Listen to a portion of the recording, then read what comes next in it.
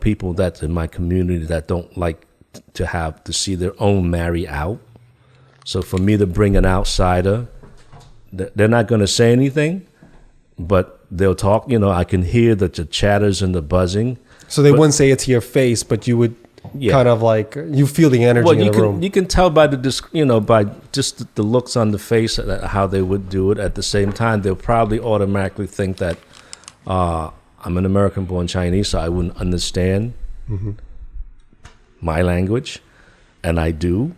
And as to my wife, the same thing. But, sometimes I would just let my wife cuss them out. It's like,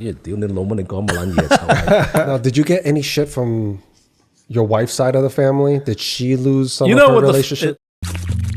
Lucky Boys Podcast. And I try to tell my daughter the same thing. And she was, pretty much raised here. And she had her stuff going on in middle school. And it's tough to be a Japjong. What's that? My daughter's a HAPA. Oh, she is? Yes. Okay. So, she gets it from both sides. So what kind of HAPA? Like if... my daughter's Irish, English, German. But, growing up, my wife was here at the time. Guai mui, bak guai po, but they speak because I also teach them, my daughter's, and my daughter's 30 now. So she's gone through some... Does she deal with a lot of struggles? Yeah, but she's not going to take shit either. Where people don't look at her like white or Asian? Not in front, not when she's with me, but when I'm uptown and they'll look at me different because she's younger. And whenever I'm having dinner, they'll just think I'm the old horny dude with a young white woman. And I've literally gotten stopped on more than one occasions down in Florida when I, go out and hang out with her grandfolks, and because I'm in communities where my face don't belong. Right. So I would have... Where the music stops when you walk in. And because when I'm down there, my hair's slicked back from, going to the beach. My face is a lot darker, and my hair was a lot longer back then. Because I've even gone to the Glaze, and people look at me, you skin? Because they thought I was native. Mm-hmm. And it's like, no, man, I'm just hanging out with my daughter. Oh, that's your daughter. And then that, it's... Get it all the time. So, it's like I anticipated a lot of things, and just hanging out and experiencing and living things through the streets and I try to tell my daughter, I said, listen, I know you're book smart, but you also have to have certain experience that you have to, you've seen your dad have to go through all of this stuff. And a lot of times I got stopped when she was a lot younger going to malls. Cops would come up to me, because I happen to have a white little girl in a sundress. I'm with my motorcycle outfit. My hair was long. I got tattoos. And the first thing they're going to do is they pop the button off the sidearm. They'll greet me. And then afterwards, I anticipate they're going to ask me for pictures and everything else. But I also speak in their language. Mm-hmm. This is down south. No, this is at Newport Mall in New Jersey over here. Shit. But you know what? No, time out. You know what? I think I'm okay with that. You never know. And I compliment them. I said, thank you for actually approaching, because if they did it respectfully, yes, and just say, hey, little girl, is this man supposed to be with you? And she's like, yeah. Then you're like, all right, cool. And the thing is, the bottom line is, even with law enforcement, how they approach you is one thing. How you respond to them will determine how they will act. And I teach this in the Bronx. That's true to a limit, Joe. That's true to a limit. Yeah, but you can still have that. Yes. Once you I agree with you there, but that's true to a limit. So listen, there's a lot of assholes that don't need or have the right to wear that uniform and to have that badge and the sidearm. And unfortunately, the system tends to overlook and allow these people through the system, and they wear that uniform to disgrace the badge and that uniform. I don't call them bad cops. I call them assholes who has no right to be wearing that uniform and to have that badge. They're different. So, it's like, and sometimes the system allows these individuals to go through. Now, what challenges did you have raising a daughter that was a HAPA? In the beginning, coming, to have my wife here in Chinatown, I knew that was going to be a setback because, number one, there's still certain, people that in my community that don't like to see their own marry out. So for me to bring an outsider, they're not going to say anything, but they'll talk. I can hear the chatters and the buzzing. So they wouldn't say it to your face, but you would kind of like, you feel the energy in the room. You can tell by by just the looks on the face how they would do it. At the same time, they'll probably automatically think that I'm an American-born Chinese, so I wouldn't understand my language, and I do.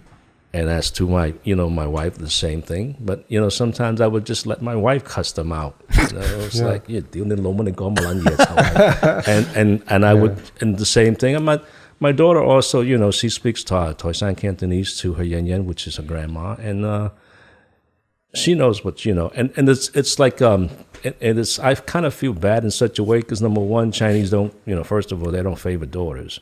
So now I have a Jap Zhong Mui. That's what they call that, Yunhut, but mixed race. And but it actually makes you stronger because I'm also one of the fathers who wants daughters because more, typical Asians. Oh, they're fucking awesome. They want something. No, man. I've like, please. I would not trade. Yeah, it's like I love having girls. And when she came out, I said, please make it a daughter. Freckles, green eyes, and red hair. Yes. Does she have freckles? Green eyes? eyes? A little bit. When she was younger, she, and they kind of... Then the Asian traits took over?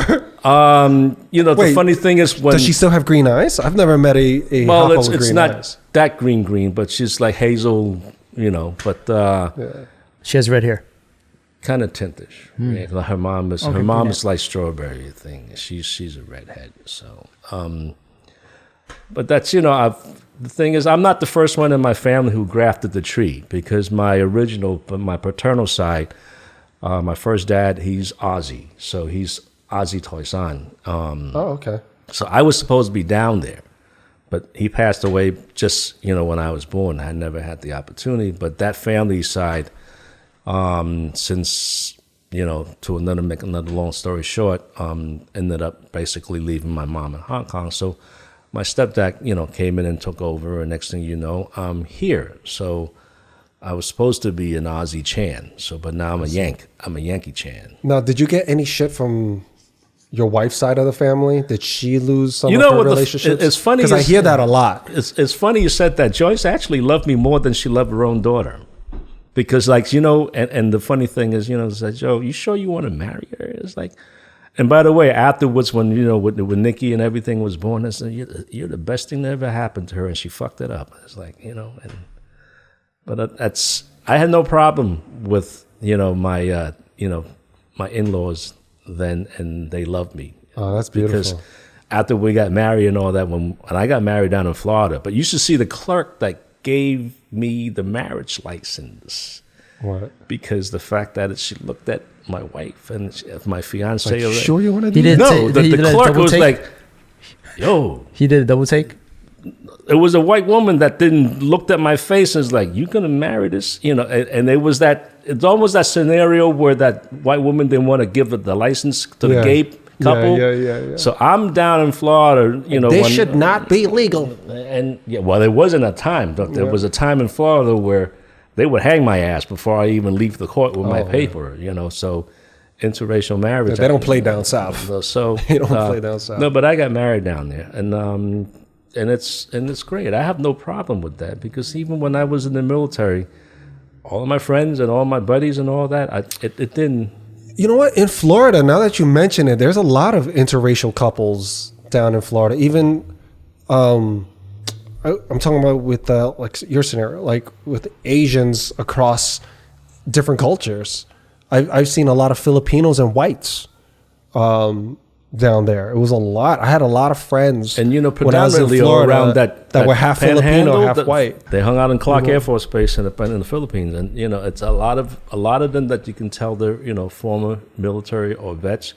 I was surprised there were certain places that the boonies, that their wives are either Vietnamese or Thai, and perfectly normal. Some of these guys are like World War II vets, and they'll come back. And my best friend Bob, his wife now is Korean, and he's like by the, nothing wrong with that. A lot of, with us as GIs, wherever we go, and we embrace the culture of the base that where it's located. I mean, I had a ball when I was living in London, and in the beginning it was a little tough because I was the only Chinese guy there on base.